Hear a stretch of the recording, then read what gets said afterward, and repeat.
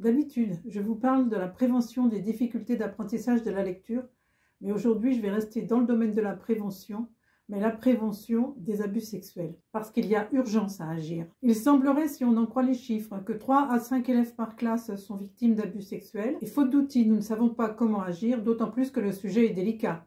Nous sommes concernés aussi sur le plan professionnel, parce que nous savons bien qu'un enfant agressé, stressé n'est pas en état d'apprendre.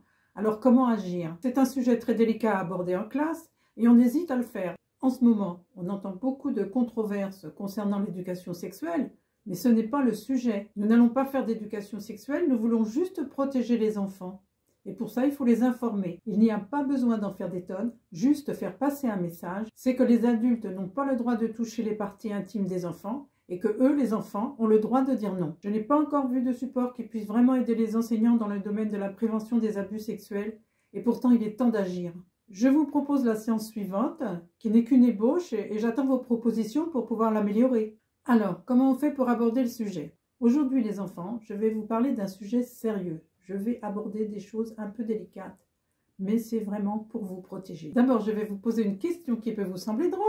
Pourquoi on ne se promène pas tout nu? Donc là, on fait un échange avec les élèves, on écoute leurs propositions, on relance si nécessaire. Et à la plage, qu'est-ce qu'on ne montre pas plutôt que qu'est-ce qu'on cache qui serait un peu maladroit? Et vous pourrez reprendre leurs mots à eux pour définir les parties intimes. Voilà, cet échange, c'est pour qu'ils puissent justement définir quelles sont les parties intimes de leur corps. Et là, on passe au cœur du sujet. Vous avez raison, on ne montre pas son intimité parce que ce sont des parties de notre corps que personne n'a le droit de toucher. C'est interdit de la part d'un adulte de toucher les parties intimes d'un enfant, c'est interdit.